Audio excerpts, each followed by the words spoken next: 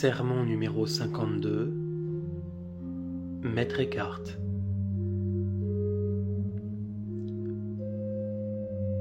Heureux les pauvres en esprit, ou pourquoi nous devons nous affranchir de Dieu même.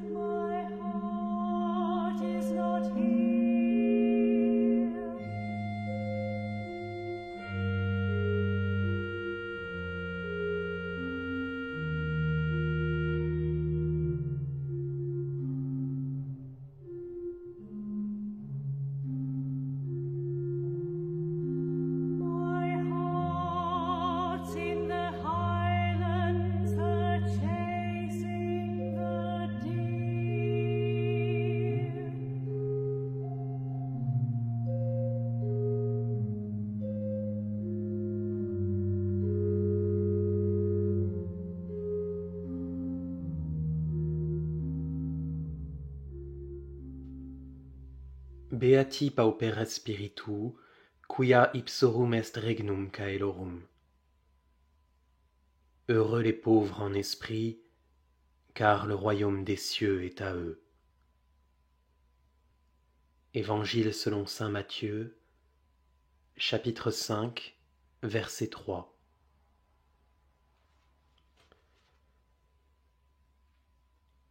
La béatitude ouvrit sa bouche pleine de sagesse et dit : Bienheureux les pauvres en esprit, car le royaume des cieux est à eux. Tous les anges et tous les saints et tout ce qui naquit jamais, tout doit se taire quand parle la sagesse du Père, car toute la sagesse des anges et toutes les créatures est pure folie devant l'insondable sagesse de Dieu. Et cette sagesse a dit que les pauvres sont bienheureux. Or, il y a deux sortes de pauvreté. La première est une pauvreté extérieure. Elle est bonne et très louable en l'homme qui fait cela volontairement par amour de notre Seigneur Jésus-Christ, celui-ci l'ayant lui-même possédé sur terre. Je ne m'étendrai pas maintenant sur cette pauvreté, car il en est encore une autre, la pauvreté intérieure, et c'est à elle que s'applique cette parole de notre Seigneur. Bienheureux sont les pauvres en esprit. Soyez, je vous en prie, des pauvres de cette espèce, pour que vous puissiez comprendre ce sermon.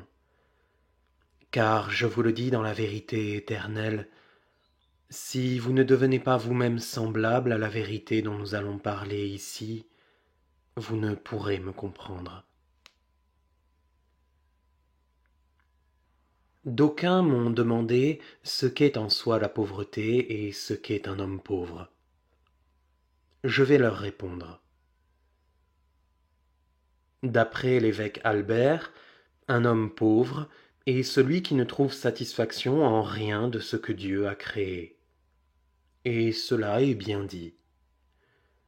Mais nous disons encore mieux et nous prenons le mot de pauvreté en un sens encore plus élevé.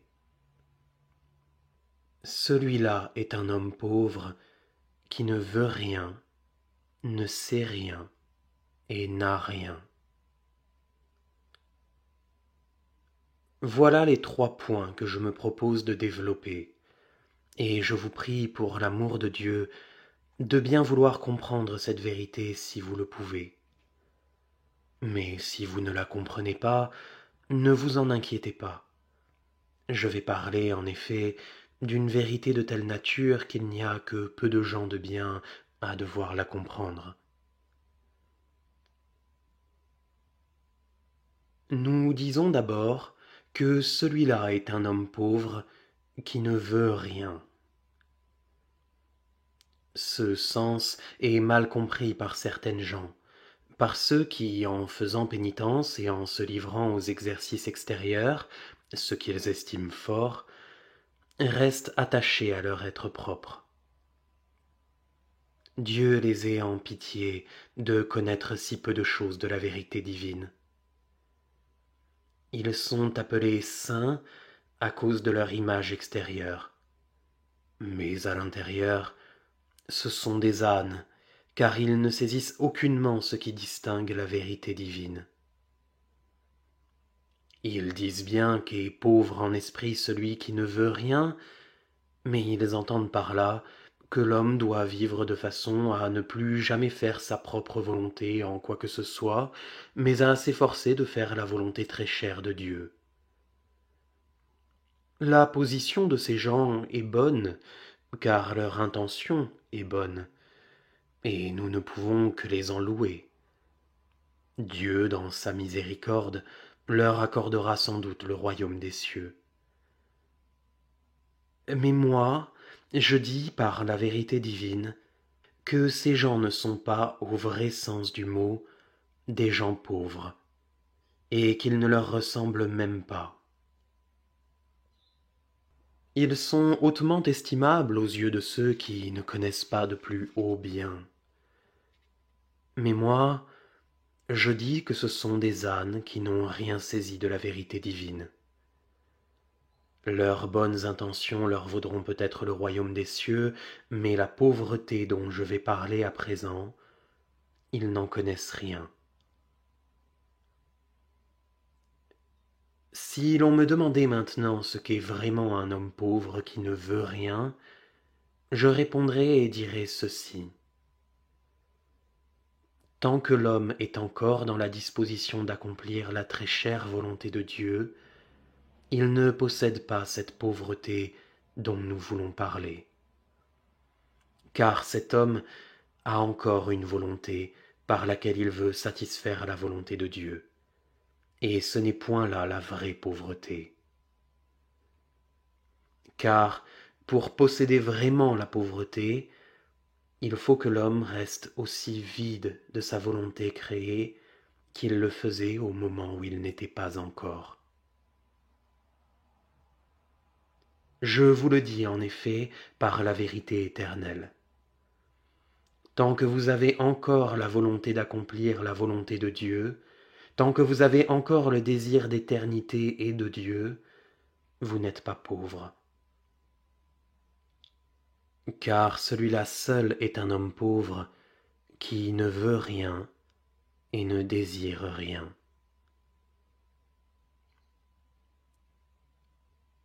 Quand j'étais encore dans ma cause première, là je n'avais pas de Dieu, et j'étais cause de moi-même. Je ne voulais rien, je ne désirais rien, car j'étais un être libre, me connaissant moi-même dans la jouissance de la vérité. C'est moi-même que je voulais, et rien d'autre. Ce que je voulais, je l'étais, et ce que j'étais, je le voulais. Là, j'étais libre de Dieu et de toutes choses. Mais quand je sortis de ma volonté libre et reçus mon être créé, j'eus un Dieu. Car avant qu'il y eût des créatures, Dieu n'était pas Dieu, il était ce qu'il était. Mais lorsque les créatures furent et qu'elles reçurent leur être créé, Dieu n'était pas Dieu en lui-même, il était Dieu dans les créatures.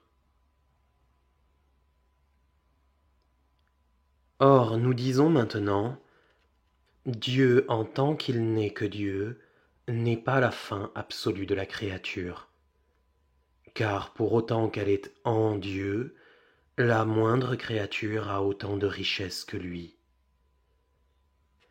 Et s'il se pouvait qu'une mouche eût un intellect, et qu'elle fût capable de chercher intellectuellement l'abîme éternel de l'essence divine d'où elle est sortie, nous dirions, Dieu, avec tout ce qu'il est en tant que Dieu, ne pourrait même pas combler ni satisfaire cette mouche. C'est pourquoi nous prions Dieu d'être libérés de Dieu, et de recevoir la vérité et d'en jouir éternellement là où les anges les plus élevés, et la mouche, et l'âme sont égaux. Là où je me tenais, où je voulais ce que j'étais, et où j'étais ce que je voulais. C'est pourquoi nous disons, pour que l'homme soit pauvre en volonté, il doit aussi peu vouloir ou désirer qu'il voulait ou désirait, autant où il n'était pas encore. C'est ainsi qu'est pauvre l'homme qui ne veut rien. Pauvre en second lieu est l'homme qui ne sait rien. Nous avons dit parfois que l'homme devait vivre comme s'il ne vivait ni pour lui-même, ni pour la vérité, ni pour Dieu. Mais maintenant, nous parlons autrement et nous irons plus loin en disant, pour arriver à cette pauvreté, l'homme doit vivre de telle manière qu'il ne sache pas même qu'il ne vit ni pour lui-même, ni pour la vérité, ni pour Dieu. Bien plus, il faut qu'il soit à tel point vide de tout son propre savoir qu'il ne sache ni ne connaisse, ni ne sente que Dieu vit en lui. Plus encore, il faut qu'il soit vide de toute connaissance qui pourrait encore vivre en lui.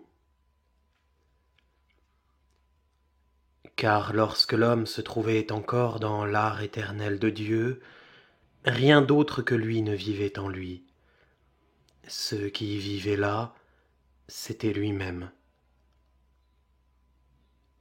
Aussi disons-nous que l'homme doit rester aussi vide de son propre savoir qu'il le faisait au temps où il n'était pas encore. Qu'il laisse Dieu opérer ce qui lui plaît. Lui n'a qu'à rester vide. Tout ce qui est jamais issu de Dieu est destiné à une activité pure. Mais l'activité propre de l'homme, c'est d'aimer et de connaître. Or, une question litigieuse se pose. Sur quoi se fonde avant tout la béatitude? Quelques maîtres ont dit qu'elle est fondée sur l'amour, d'autres qu'elle repose sur la connaissance et l'amour. Ces derniers parlent déjà mieux. Quant à nous, nous disons, elle ne repose ni sur la connaissance ni sur l'amour. Mais il y a quelque chose dans l'âme d'où émanent la connaissance et l'amour. Cela ne connaît pas et n'aime pas. Ce sont les puissances de l'âme qui connaissent et aiment. Celui qui connaît cela sait sur quoi repose la béatitude. Cela n'a ni avant ni après. Cela n'attend rien qui puisse s'y ajouter, car cela ne peut ni gagner ni perdre. C'est pourquoi cela ne peut non plus savoir ce qu'est Dieu qui agit en lui. Il est lui-même le même, qui jouit de lui-même, comme le fait Dieu. C'est dans ce sens, disons-nous, que l'homme doit rester quitte et libre de Dieu, afin qu'il ne sache ni ne connaisse que Dieu agit en lui. C'est pour l'homme le seul moyen de posséder la pauvreté. Les maîtres enseignent que Dieu est un être intellectuel, et qu'il connaît toutes choses. Mais nous disons, Dieu n'est ni être, ni intellectuel, et il ne connaît ni ceci, ni cela. C'est pourquoi Dieu est vide de toute chose, et c'est pourquoi il est lui-même toute chose. Celui qui est pauvre en esprit doit être pauvre de tout savoir propre, de telle sorte qu'il ne sache rien d'aucune chose, ni de Dieu, ni de la créature, ni de lui-même. D'où la nécessité pour l'homme d'aspirer à ne rien pouvoir savoir ni connaître des opérations divines. C'est ainsi que l'homme peut être pauvre de son propre savoir.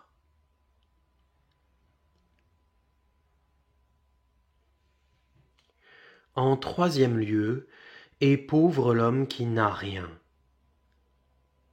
Nombreux sont ceux qui ont soutenu que la perfection consiste à ne plus posséder aucun bien matériel du royaume terrestre. Et cela est vrai en un sens précis. Ceux qui y parviennent de leur plein gré. Mais ce n'est pas ce sens que j'ai à l'esprit. J'ai dit tout à l'heure que celui-là était un homme pauvre qui ne voulait pas même accomplir la volonté de Dieu, mais vivait de manière à être libéré de sa propre volonté et de celle de Dieu, comme il l'était au temps où il n'était pas. De cette pauvreté, nous disons que c'est la pauvreté la plus haute. Nous avons dit en second lieu que celui-là est un homme pauvre qui ne sait même rien de l'opération de Dieu en lui. Quand un homme est tout aussi libéré de savoir et de connaissance que Dieu est libre de toutes choses, nous avons la pauvreté la plus pure. Mais la troisième pauvreté est la pauvreté la plus extrême. C'est de celle-là que je vais parler maintenant. Elle consiste en ce que l'homme n'a rien. Remarquez maintenant ceci et pensez-y avec application et sérieux. J'ai souvent dit, et de grands maîtres le disent également, qu'il faut que l'homme soit vide de toute chose et de toute œuvre, intérieure aussi bien qu'extérieure, au point de pouvoir être un lieu propre pour Dieu, où Dieu puisse opérer. Mais aujourd'hui, nous disons autre chose. Quand la situation est telle que l'homme soit libéré de toutes les créatures, de lui-même et de Dieu, et qu'il reste néanmoins en lui un lieu où Dieu puisse trouver à opérer, nous disons, tant qu'il en est ainsi en cet homme, il n'est pas encore pauvre de la plus extrême pauvreté. Ce que Dieu recherche dans ses opérations, ce n'est point que l'homme ait en lui un lieu où Dieu puisse opérer, car il n'y a vraiment pauvreté en esprit que lorsque l'homme est à tel point libéré de Dieu et de toutes ses œuvres, que Dieu, s'il voulait opérer dans l'âme, devrait être lui-même le lieu de son opération. Or cela, Dieu le fait volontiers. En effet, si Dieu trouve l'homme en cette pauvreté, alors Dieu est en opérant sa propre opération, et l'homme est en souffrant Dieu en Dieu. Et Dieu est le lieu propre de son opération, précisément parce qu'il est un artisan qui opère en lui-même.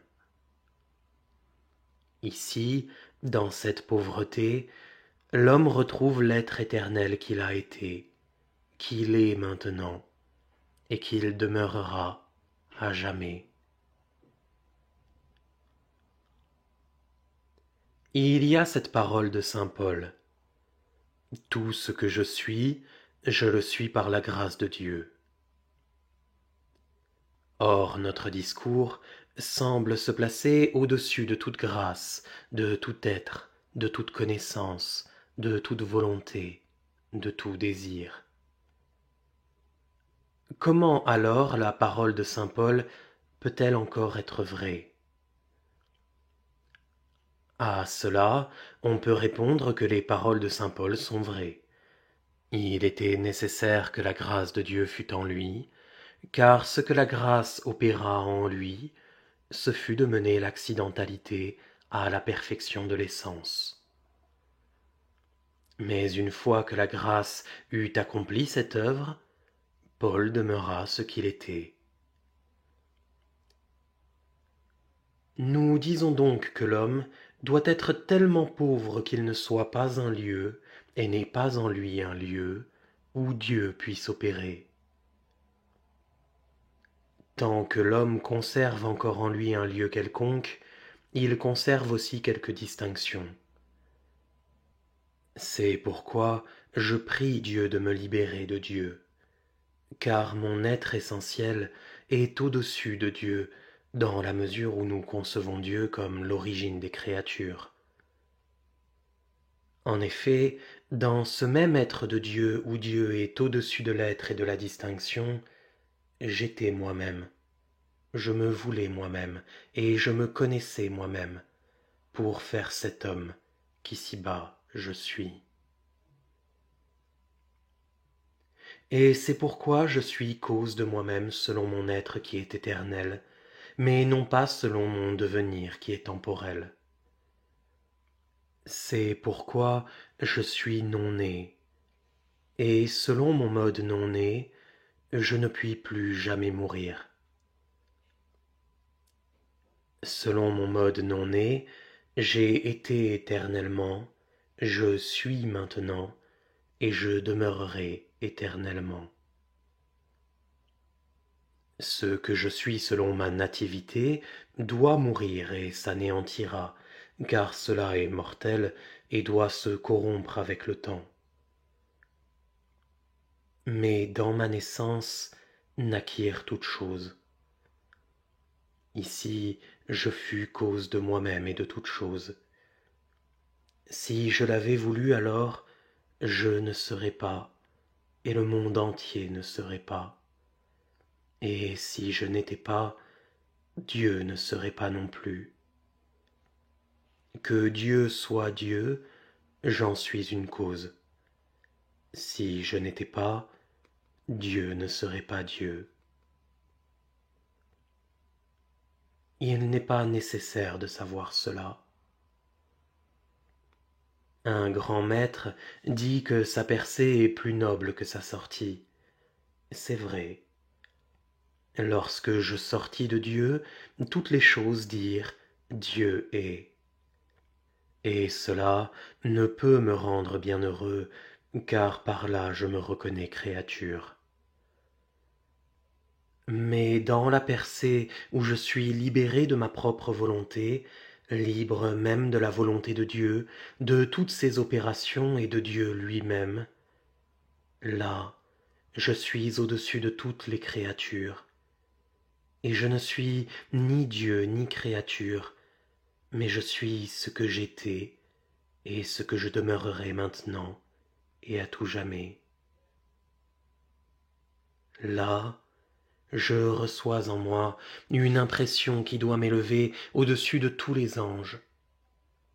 Dans cette impression, je reçois une si grande richesse que Dieu ne peut me suffire avec tout ce qu'il est comme Dieu, ni avec toutes ses opérations divines.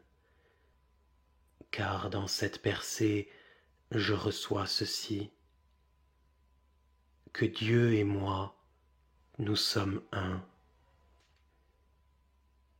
Là, je suis ce que j'étais, et là, je ne crois ni ne décrois. Car là, je suis une cause immobile qui fait mouvoir toute chose. Alors, Dieu ne trouve plus de lieu dans l'homme, car l'homme conquiert par cette pauvreté ce qu'il a été de toute éternité et demeurera toujours. Alors Dieu est un avec l'Esprit, et cela, c'est la plus extrême pauvreté que l'on puisse trouver.